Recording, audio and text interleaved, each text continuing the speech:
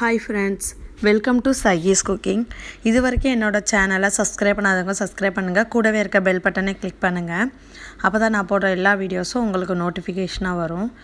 இன்றைக்கி நம்ம வீடியோவில் என்ன பார்க்க போகிறோம்னு பார்த்தீங்கன்னா, வெங்காய சட்னி எப்படி பண்ணுறதுன்னு தான் பார்க்க போகிறோம். இது இட்லி தோசைக்கே ரொம்ப சூப்பராக இருக்கும். வாங்க வீடியோக்குள்ளே போகலாம். இது எப்படி பண்ணலாம் பார்க்கலாம். வீடியோ ஃபுல்லாக ஸ்கிப் பண்ணாமல் பாருங்கள். இப்போ இதை பண்ணுறதுக்கு ஒரு கடாயில் 1.5 டீஸ்பூன் ஆயில் விட்டுருக்கேன். ஆயில் ஹீட் ஆனதுக்கப்புறமாட்டு 2 மீடியம் சைஸ் அளவுள்ள வெங்காயத்தை இந்த மாதிரி நீளமாக கட் பண்ணி எடுத்துருக்கேன். அதை அதோட ஆட் பண்ணிக்கலாம். ஆட் பண்ணி லைட்டாக வதக்கி விட்டுக்கோங்க.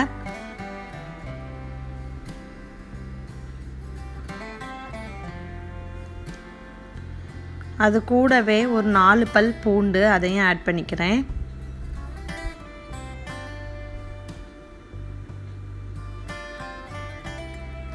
காரத்துக்கு ஏற்ப மிளகாய் வத்தல் நான் 7 வத்தல் ஆட் பண்ணியிருக்கேன். இது காரம் கொஞ்சம் கம்மி, அதனால் 7 வத்தல் ஆட் பண்ணியிருக்கேன்.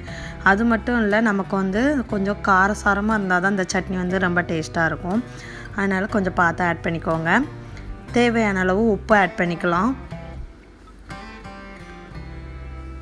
கொஞ்சமாக கருவேப்பிலையும் ஆட் பண்ணி வதக்கி விட்டுடலாம்.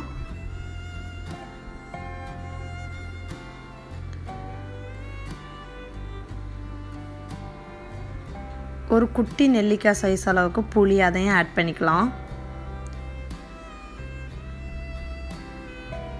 இதை இந்த மாதிரி ப்ரௌன் கலரில் வர மாதிரி நல்லா வதக்கி எடுத்துக்கலாம். இப்போ நம்ம ஸ்டவ் ஆஃப் பண்ணிடலாம். ஆஃப் பண்ணிவிட்டு அதை சூடாக ஆற விட்டுடலாம். இந்த மாதிரி சூடு ஆறினதுக்கு அப்புறமாட்டு நம்ம ஒரு மிக்ஸி ஜாரில் ஆட் பண்ணி நல்லா மையாக அரைச்சி எடுத்துகிட்டு வந்துடலாம். இப்போ மிக்ஸி ஜாருக்கு மாற்றியாச்சு. தேவைப்பட்டால் கொஞ்சமாக தண்ணி ஆட் பண்ணி அரைச்சி எடுத்துக்கோங்க. இந்த அளவுக்கு நம்ம மையாக அரைச்சி எடுத்துக்கணும். இப்போ அதை வேறு ஒரு பவுலுக்கு மாற்றிடலாம். நம்ம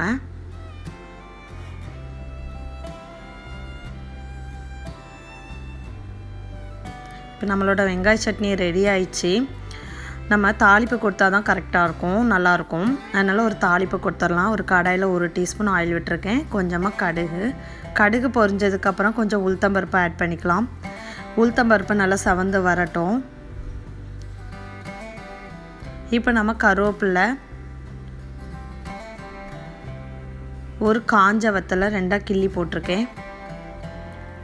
லைட்டாக கலந்து விட்டுட்டு ஸ்டவ்வை ஆஃப் பண்ணிடலாம். ஆஃப் பண்ணிட்டு நம்ம ரெடி பண்ணி வச்சிருந்த சட்னியில் ஆட் பண்ணி அதை கலந்து விட்டுக்கலாம். இப்போ நம்ம பரிமாறலாம். இட்லி தோசைக்கு ரொம்ப சூப்பராக இருக்கும்.